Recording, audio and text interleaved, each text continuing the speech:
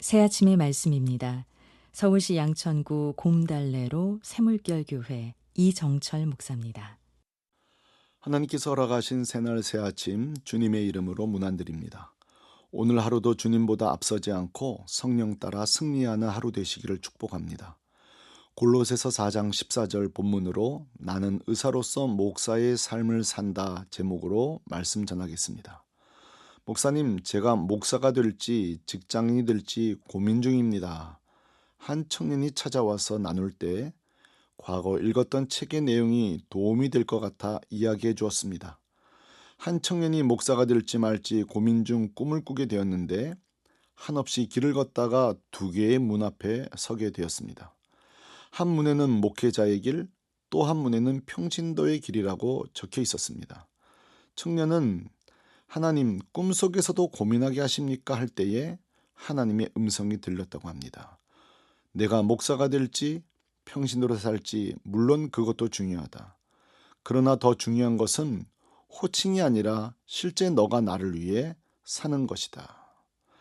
평신도로서 목사처럼 사는 자가 있고 목회자임에도 걸맞지 않게 사는지 못하는 자가 있습니다. 실화인지 만들어낸 이야기인지 모르겠지만 저는 100% 하나님 뜻이요 사실이라고 믿습니다. 우리 주변에는 목회자는 아니지만 자신의 직업, 은사, 재능을 가지고 얼마든지 목사로 사는 자들이 많습니다. 대표적 인물이 오늘 본문의 주인공 누가입니다. 누가는 이방인으로서 사도 바울의 제자로서 사도행전 16장 10절에 보면 드로아에서부터 바울과 함께 선교여행을 시작한 것으로 알려져 있습니다. 그럼 그가 사도 중 하나였는가 아니면 전문 사역자였는가? 천만에 그렇지 않습니다. 바울이 골로새 교우들에게 누가를 이렇게 소개합니다. 14절 사랑받는 의사 누가와 또 데마가 너에게 문안하느니라. 아멘. 그의 직업은 의사였습니다. 여기서 한 가지 생각할 것은 신약시대 헬레니즘과 로마 제국시대의 의사는 귀족 계층이 아니라 중간 또는 심지어 노예 출신 등 높은 신분이 아니었습니다. 그들은 귀족에게 고용되거나 군대와 공공시설, 검투사 경기장에서 부상당한 자들을 치료하고 돈을 벌었습니다. 간혹 뛰어난 의술로 인해 노예에서 해방되어 중간계층뿐 아니라 높은 사회적 위치를 얻기도 했습니다. 중요한 것은 누가는 그의 의술을 군인, 검투사, 일반인이 아니라 선교의 도구로 사용하였다는 점입니다. 특별히 누가가 단순한 의술이 아니라 탁월한 언어적 감각이 뛰어난 자였음을 알 수 있는 것은 그가 기록한 누가복음서와 사도행전은 그야말로 가장 문학적이고 체계적이고 역사적 진술을 담은 아름다운 복음으로 평가받습니다. 특히 단순한 저술이 아니라 데오빌로라는 한 로마 공무원에게 보낸 전도용이었습니다.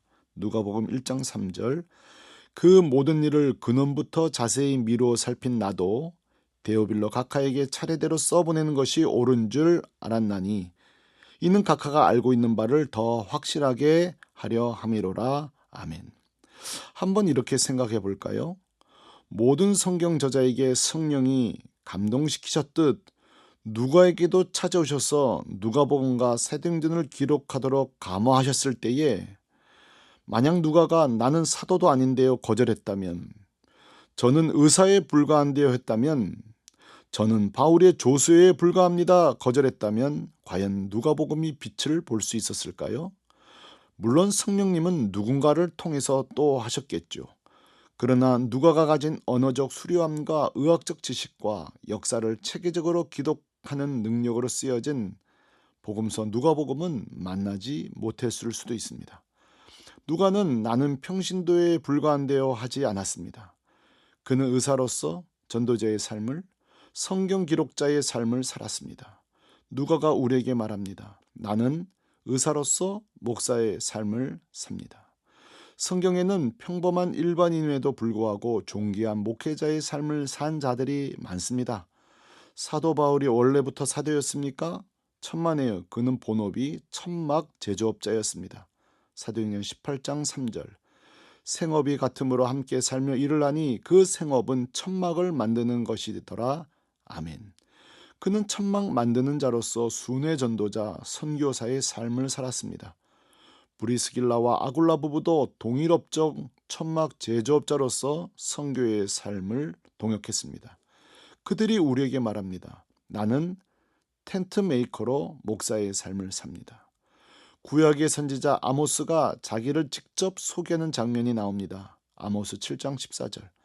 아모스가 아마시아에게 대답하여 이르되 나는 선지자가 아니며 선지자의 아들도 아니라 나는 목자여 뽕나무를 재배하는 자로서 양떼를 따를 때에 여호와께서 나를 데려다가 여호와께서 내게 이르시기를 가서 내 백성 이스라엘에게 예언하라 하셨나니 아멘.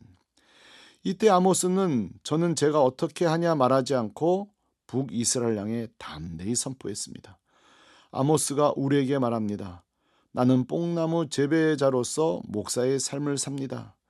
이런 자들은 교회 역사에 셀 수 없이 많습니다. 존 칼빈은 원래 법률가였으며 존 버녀는 땜장이었고 윌리엄 캐리는 구두 수성공, D.L. 무디는 신말 판매원이었습니다. 그들은 말합니다. 나는 내 직업으로 목사의 삶을 삽니다. 1992년 전 세계를 다니면서 복음을 전하는 유람선 둘로스호가 한국을 방문했을 때 제가 다니던 총신대학교 체프로에 초대되어 왔습니다.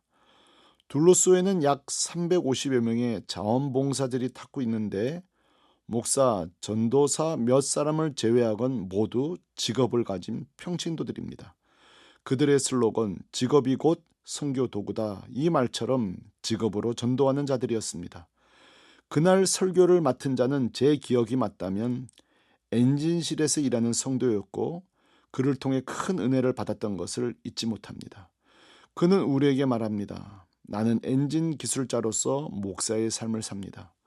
그 밖에도 둘로스호 항해사 네덜란드인 요한 마이어, 기관사 영국인 마크 스미스, 간호사 사라, 의사 필리핀 루이스, 첸, 전기기사 브라질 사람 다니엘 페레이라, 교사 미국인 엘리자베스 존슨, 요리사 싱가포르 피터 응, 사진사 독일인 안드레아 슈미트 모두 직업을 선교 도구로 사용하는 자들이었습니다. 그들 역시 우리에게 외칩니다. 나는 내 항해사, 기관사, 전기기술자, 요리사로 목사의 삶을 삽니다. 이런 분들을 통해 제가 하나님에 대해 깨달은 사실이 있습니다. 아, 하나님은 누구든지 사용하시는구나. 다시 말해 하나님 앞에 쓰임받지 못할 자가 없구나. 하나님 앞에 쓸모없는 자, 늦은 자도 없구나. 하나님 앞에는 후보 선수도 없구나. 누구나 차별 없이 사용하시는구나. 이 말은 곧 마지막 때에 하나님께서는 누구든지 한 영혼이라도 동원하여 추수를 위해 쓰시기를 원하시는구나 깨닫게 됩니다. 예수님도 똑같이 말씀하셨습니다. 마태복음 9장 37절. 이에 제자들에게 이르시되 추수할 것은 많되 일꾼이 적으니 그러므로 추수하는 주인에게 청하여 추수할 일꾼을 보내주소서 하라 하시니라. 아멘. 지금도 주님은 한 영혼 구원을 위해 함께 일할 동역자를 찾고 계십니다. 이것이 의심된다면 꼭 주님께서 여러분이 직접 물어보시기를 바랍니다. 주님, 내 직업은 이것인데 혹시 주님 쓰십니까? 주님, 저는 기술이 있긴 한데 미숙하십니다. 저도 쓰시나요? 주님, 저는 평신도에 불과한데요. 저도 쓰시나요? 이때 주님이 뭐라고 하실 것 같습니까? 그래 한번 생각해보자 하실까요? 천사들과 상의해본 후 연락하마 하실까요? 천만에 큰 소리로 말씀하실 것입니다. 쓰고 말고 너를 안 쓰면 도대체 누구를 쓰냐? 부족하다고? 천만에 충성만 하면 충분하다 말씀하십니다. 이것은 상상력이 아닙니다. 마태복음 20장의 포도원 비유에서 처음 온 일꾼이나 제일 늦게 온 일꾼이나 다 들여보내주셨습니다. 물론 이 비유의 핵심은 구원의 부요함을 나타내는 것이 맞지만 또 한편 포도원은 단 1시간이라도 일할 일꾼이 필요함을 말합니다. 애청자 여러분, 온 세상을 보십시오. 만물이 거친 호흡을 하며 종말의 때 주님 다시 오심을 징조를 토해내고 있습니다. 이때 나의 직업을 가지고 주님의 일을 하다가 공중에서 오실 주님 만나는 역사가 있기를 바랍니다. 그 주님의 영광의 보좌 앞에서 너는 내 직업으로 목사의 삶을 살았구나. 고맙다. 칭찬받는 성도들 되시기를 축복합니다. 아멘. 새 아침의 말씀, 서울시 양천구 곰달래로 새물결교회 이정철 목사였습니다.